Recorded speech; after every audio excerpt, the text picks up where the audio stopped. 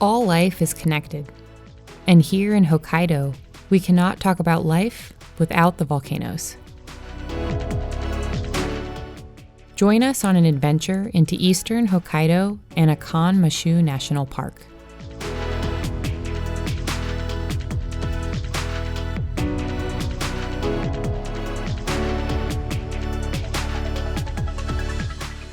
Primeval forests with coastline views, crystal clear lakes, natural hot springs, and wildlife from land to water. Eastern Hokkaido boasts a wide variety of things to experience. When looking at life on Hokkaido, Japan's northernmost island, all life is connected through the volcanoes. From the fish to the way the Ainu have been able to coexist in history's past. Locals have overcome many hardships to live in harmony in this sulfuric volcanic environment. The harmony you will experience is prominently present through the way the locals interact with Mother Nature that surrounds them. From Akan Mashu National Park to the Shiretoko coastline, you'll find abundant adventure in all forms. And you can learn and experience the Ainu culture too.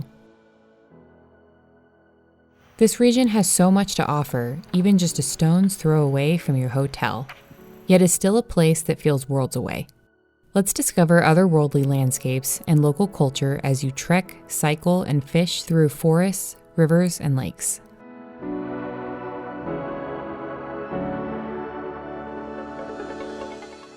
In winter, Akan Mashu National Park is covered in a beautiful blanket of white.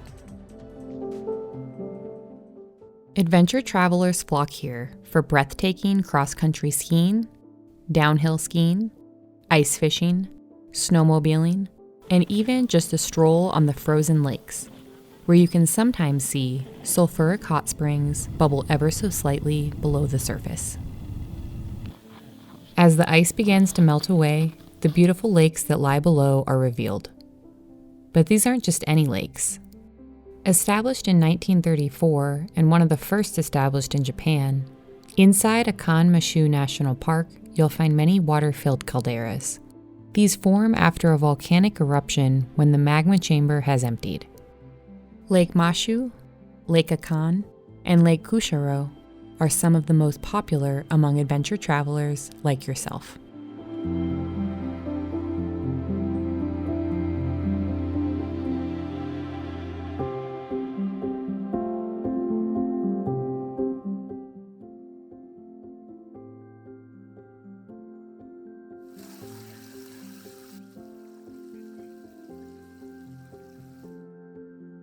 But before exploring the lakes, we're headed up to Mount Iu, which is nestled between Lake Mashu and Lake KUSSHARO.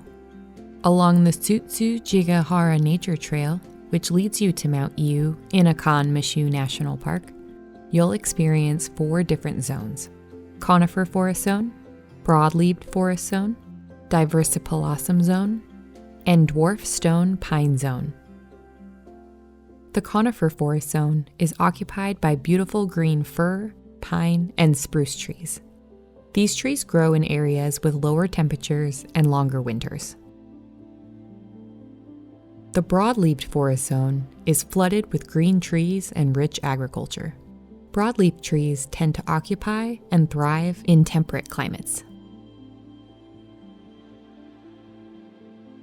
In the diversipalsam zone, you'll see plants that grow in cooler weather. The blooming azalea plants occupy this region. And finally, in the dwarf stone pine zone, you'll spot needle-branched trees. These forests are found in cooler regions. Mount Iu translates to Sulphur Mountain in a general term, which you'll find plenty of up here.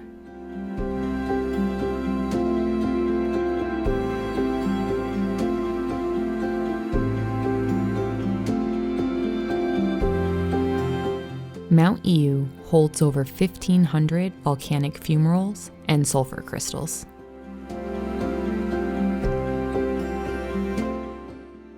So I'm here in Mount Iu, and it's a great place just off the road, and then we're actually pretty low altitude right now, but you can just see not too many steps away from the parking lot, there's a bunch of these really active fumaroles.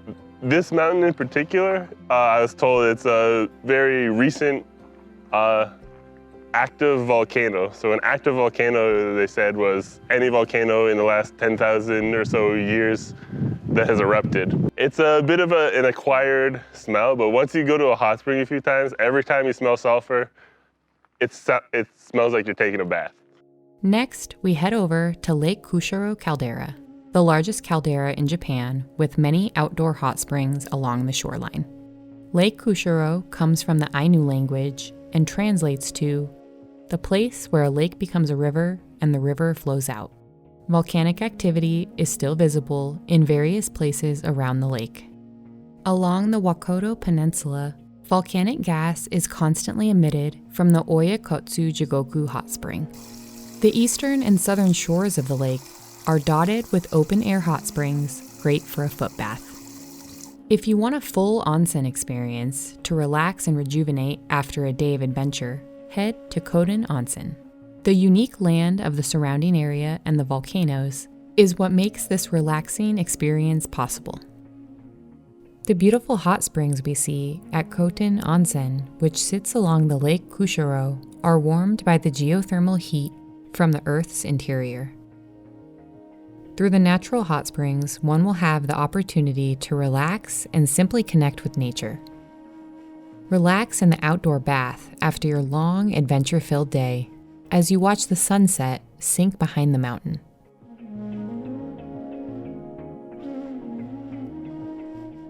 Lake Mashu is Japan's highest visibility with crystal clear water. It is some of the most transparent water in the world. Due to its deep waters and transparency, there is little reflection of light other than blue, and the lake even has its own color name, Mashu Blue, where on a sunny day you see it at its brightest. Underground water flows into the lake, which keeps the water level pretty stable. There is little fluctuation throughout the year because no rivers run in or out of it.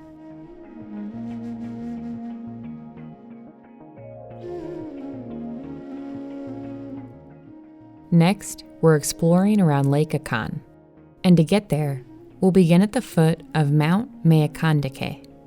Conifer seedlings have grown deep in the ash, becoming fertile to give the forest life you see right before your eyes today in this lush area. Right at the start, and after this, there's a hot spring down at the start. So right from the start, you can smell the minerals coming out of the hot spring. And then as you go up, you can kind of see all of this forest is built on rocks. So you can see the steps all the way up. They're not like steps someone made, they're just tree roots. And these tree roots are like searching for soil all around this volcanic rock. Every step of the way, there's a different point of view to look at. There's so much diversity in this forest. We've got basically an entire mini ecosystem around here. Every plant and fungus is interplaying with every other plant and fungus. There's really no wasted space in this forest. And maybe that's why it feels like the air's so clean. Definitely photosynthesis hotspot. I'm surrounded by these Hokkaido red pines, Ezo red pines as they would have been called back in the day. And I've got like a rock full of moss and lichen behind me. There are many nurse logs, which are the old fallen trees covered with moss or lichen. When you find a moss or lichen-covered forest, it means the forest is healthy. And this is certainly the case with Mount MEAKANDAKE. The coolest part about today was coming up as far as I did, and then finally when I got to turn around, and then the clouds parted for just a second and I could see everything. And I could just see beautiful Hokkaido. As you reach the summit of Mount MEAKANDAKE, the caldera of Lake Akan is visible. The shape of Lake Akan was formed by volcanic eruption. Its unique geographical features produce marimo, which is a type of freshwater green algae. Marimo is actually made up of countless numbers of tiny algae twigs bunched together in the shape of a ball. There is a Marimo festival held at Lake Akan each year as the leaves begin to change color. You can see the wooden boat as the Ainu perform a ceremony called Ankami, which means worship in the Ainu language. Here you can see them in the ceremony protecting the Marimo. The lake provides a perfect location for Marimo to grow plentifully. Fresh and shallow water run down from the forest, and strong southerly winds help them roll and grow bigger through photosynthesis. The latest research shows that some bacteria which grow in a volcanic zone play a key role to help tiny algae tightly get together. Some grow up to 30 centimeters in diameter. Large and perfectly spherical marimo cannot be seen anywhere else on Earth. Since 2010, the Truri Bay on the north side of Lake Akan has been the only colony of spherical marimo in the world. The marimo will die if photosynthesis is inhibited by being buried in mud or covered with grass. However, it is said that vulnerability to deterioration of water quality causes a decrease in the population. Over at NISHIKINUMA, near ONNETO, you can see a brown iron-colored pond. NISHIKINUMA is about 200 meters in circumference and has a brownish color due to the precipitation of brown iron ore, making it one of the few living iron deposits. And at Shirafuji Waterfall, you can see the presence of volcanic materials as they run downstream at a hot spring waterfall. On the way back from the Mount Meakan, we arrive here. And look at this water here. If you look at closer, you find the water is muddy. This is because the water is coming from Mount Meakan, and that's because it contains mineral substance. The water here consistently erodes the surrounding rocks and create a magnificent scenery. So here you hear only the sound of nature, and you have a natural mist. So perfect place to relaxing, and best place for take a place for during the cycling. Continuing on your journey, we reach Lake Onneto. Onneto means old pond or big pond in the Ainu language. The surrounding area has a beautiful atmosphere because of the pure forest of Sakhalin spruce, alpine plants, and many mushrooms. The gorgeous blue lake holds many minerals from the volcano flow. Another connection to the volcano in Akan Mashu National Park is KAWAYU Hot Spring, which is near Mount Iu. Yes, the hot spring water runs through the town. The stream, Yunokawa, is the hot spring river. Rest both your mind and body in this strong acid hot spring, which has a pH of 2. This attraction is 100% natural and fresh, with no additives or filtration needed. This will heal your mind and body, leaving you refreshed and ready for our next adventure, fishing. It takes about an hour and a half to get from Akan to KAWAYU Footbath by car. Now that we've arrived, let's go inside to learn more. My name is DAMEON. Nice to see you. Nice to meet you. Yeah, and then I'll be the guide for you today. And then we'll go to the Akan River and then KOTAN Pond. The lakes we'll be visiting today are very different. Fishing along the Akan River, you'll get a small movement, whereas Hyoten Pond is smaller and smoother and feels a bit more remote. Before we head off, let's practice some casting. 2 o'clock, 11 o'clock, 11, 12 o'clock, 11. First time? Yeah, it's my first time. Good, really good. And I did fishing when I was in elementary school, so it's been like almost 10 years. Okay. Yeah. So, but Let it touch the ground. The ground. It's rare to access places this abundant in underwater life for fly fishing without a seaplane or helicopter.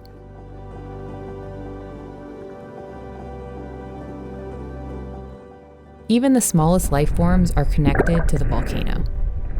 First, we're visiting Akan River. Enjoying the outdoors and nature is an important part of this area. The fishing spot in the Akan River is a designated catch and release area managed by Akan Fishery Cooperative. There will be many opportunities to spot local rainbow trout that call this river home. Following along the path of the river as it flows from the Akan caldera, we will understand what makes it special and unique. From natural algae to wildlife to clear water, the river is an important part of the landscape. Another great location known for fly fishing is Hyoten Pond. It's easy to relax and enjoy nature at the foot of Mount Oakan, surrounded by the forest, right near the hot springs in the volcanic landscape. This small pond does not disappoint. The depth is about 1.5 meters, but it is filled with local fish. You can spread out as there is much space to fish and feel yourself in nature. Catch rainbow trout and the native char, symbolic species of Lake Akan. No matter what your skill level is, this fishing experience is one that will not be forgotten. Well, these 2 days were one of the best days in my life. I never caught that big fish before, so I thought I was like a professional because I thought only professional can catch those kind of fish. But I learned that even a beginner can catch those kind of fish.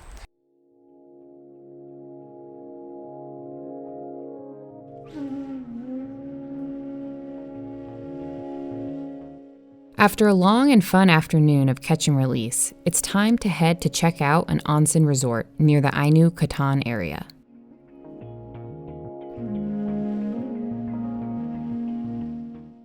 The unique hospitality of Japan is shown through the way the guests are welcomed into the onsen resort. You can also see the beautiful Ainu carvings present in the lobby at check-in. Ryokan-style accommodation offers adventure by day and comfort in a nice hotel by night.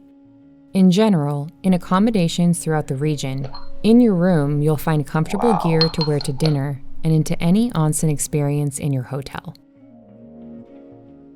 Some of the clothing is more traditional, and some is more modern in comfort and design, called samue. They use this at the Akan TSURUGA resort. After or before you've eaten, or maybe even both, relax in the onsen before turning in for the night. The Akan TSURUGA resort allows you to do so with the most spectacular views, taking a look back on the impressive volcanoes and how again everything is connected.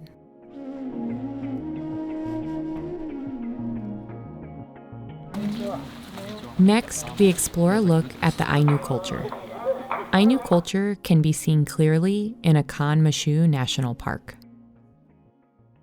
The Akanko Ainu Kodan is a village where local Ainu live and where their handicraft shops are lined up along the street. They carve things like the owl or bears as a form of monument and also little figures. You can find the unique wood carvings inside the famous shop of Mr. Toko Shusei. His pieces are carved from various kinds of wood, like oak trees, for example. Carving is an important skill that is an opportunity to continue sharing stories of their culture, while also bringing them income at the same time. The carvings are oftentimes sacred because of the decorative platforms of spiritual meanings within the pieces. There are many other elements of Ainu life you can see present about this region. The traditional small homes of the Ainu Pon-chise are one. This translates to small house in Ainu language, living along the volcanoes. One of the most important things that travelers can really get a feel for the local culture is through the music. One way of doing so is by learning how to carve and play a local instrument the Ainu use.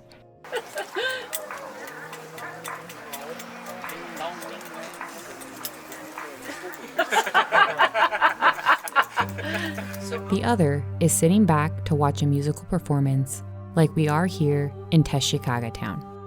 This is an important element of keeping the storytelling in their culture alive.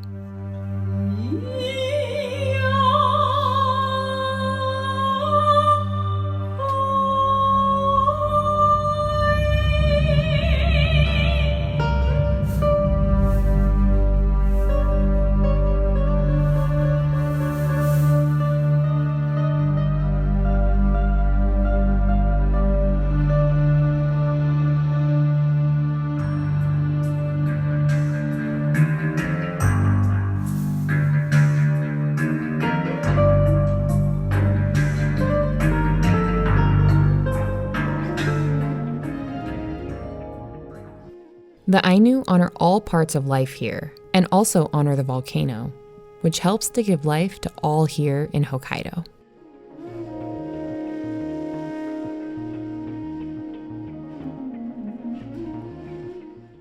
As we move outside of Akan Mashu National Park to ASHORO town, we stop at a small farm.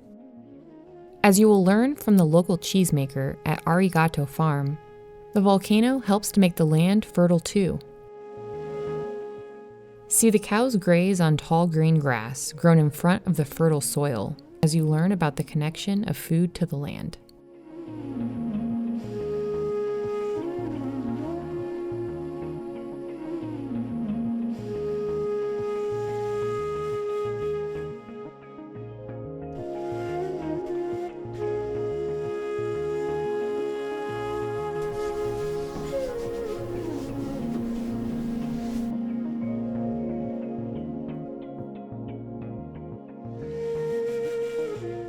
Now head to the Shiretoko Peninsula. We're taking a walk on the animal trail.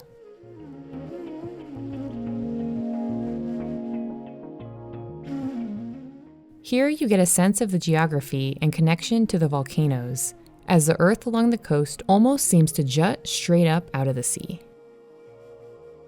Connected between the closeness of the volcano and the mountain, here you can see untouched nature at its finest. The area is home to an abundance of various species. Although you may not see them, you can hear them, like the sounds of the woodpecker. ここ半島自体はですね、もともと860万年前の海底火山の隆起からスタートして、さらには25万年前から陸地が噴火して出来上がった半島で、海から山が突き出たような急峻な地形なんですね。ですからこの山と海が非常に近い、狭い範囲に多様な環境が含まれているっていうことが、知床に多くの生き物を、育んでいるそういった、理由の一つになっています。今私の背後に見えている山々は知床連山と呼ばれている1500メートル前後の山々なんですが、もともと火山で誕生した半島ですので、半島の中央部には背骨のように山々が縦走していて、今もですね、この一番右側の羅臼岳という1661メートルの道東では最高峰の山と、それから一番左側の硫黄山っていう山は見えてる中でも活火山の山ですね。特に硫黄山は一番最近では1936年に噴火をしている山で、近くにはですね、カムイワッカ川という強酸性の温泉が流れている川もあります。こういった標高的にはそれほど高くない山なんですけれども、ここは緯度が高い、日本国内では高緯度の地域になりますので、本州中部の山と比較するとだいたい3000メートルクラスの山に近い環境があるんですね。山の上はもちろんなんですが、こういった平地を歩いていても、本州だと少し山を登って歩かないと出会えないような光景ですとか、それから動植物にそれほど無理をせずに会えるっていうのも、こういった厳しい環境でかつ緯度の高い知床、北海道の魅力の一つにもなっています。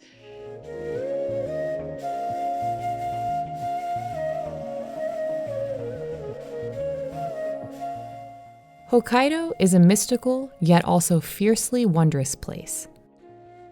From the top, to the bottom of the food. The volcanoes give so much life in the Akan Mashu National Park. Every living, breathing plant and animal is able to grow because of the volcano. Thus, the circle of life. It's clear to see that in life, we all interact, connect, and support one another. From sea to mountains, to forests, to volcanoes, everything is intertwined.